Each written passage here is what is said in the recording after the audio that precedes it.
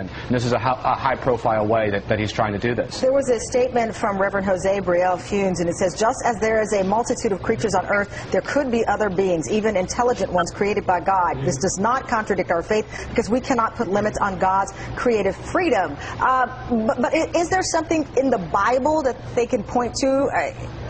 I'm not an expert on the Bible, but is there something that might, and David, I know you're surprised to hear that I'm not an expert on the Bible, but is there something that they can point to that would back this up in the good book? Well, you know, it depends what tradition you're talking about. And I think this is really interesting because there points up a divide right now between the Roman Catholic Church, who says, hey, we could live and our theology could coexist with extraterrestrial life. You look at the evangelical church in the United States, and by the way, in the United States, say 40% of the people believe in evolution. The church, the Roman Catholic Church, the Vatican, earlier this year, sponsors a conference on the 150th anniversary of Darwin's landmark work. So I think it points out some differences in religious traditions taking different postures to science. But in this case, Vatican says, hey, yeah, we could live with extraterrestrial life. God's okay with that. You know, Dan, it's so interesting to imagine the religious people would say, okay, yeah, this is great, this is all part of God's work. But I guess I have a question. You mentioned the Pope in particular, Pope Benedict. Is he a UFO enthusiast or alien enthusiast that we know of? No, not that I know of. It's interesting, though, because, you know, on the one hand, some of this stuff could be hard to reconcile. The Pope, on his way to Africa earlier this year, says things like the spread of condoms could actually expedite the spread of AIDS. Seems to be kind of anti-social science, at least in some ways. And in an instance like this, he's embracing Darwin. He's embracing the possibility of life on other planets. And so you see this Pope doing something very interesting, really trying to update the Church in one way, like with this conference, and also really hewing to traditions on some questions like birth control and condoms. So taking the Church in different directions when it comes to different issues, but all revolving around science.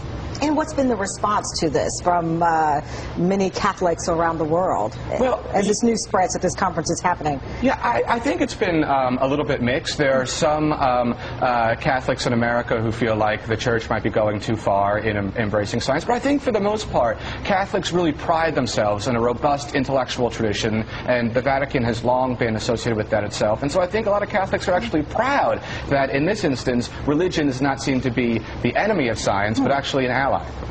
Interesting. Well, David, wow. On the eighth day, God created E.T.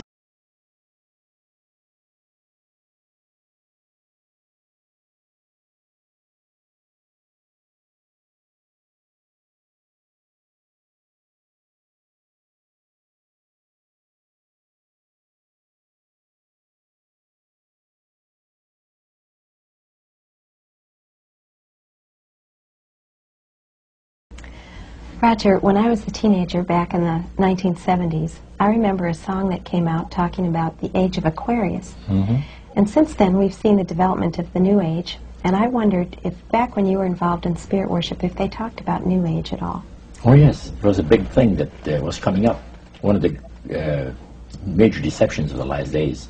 Mm. And the priest told us, we talked quite a while, and then he said, could I have a little bit more? Your time I want to do something very fascinating.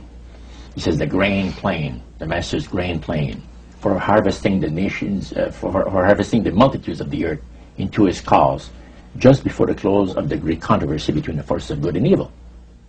So we continued, after we expressed ourselves that we're deeply interested to know more about the activities of spirits.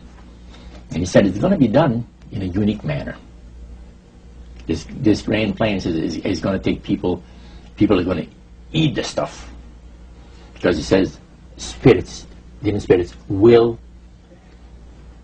declare themselves to be inhabitants of far distant planets in the galaxies that are coming to warn the inhabitants of planet Earth of the impending destruction of the planet unless something seriously proper is done to avoid it.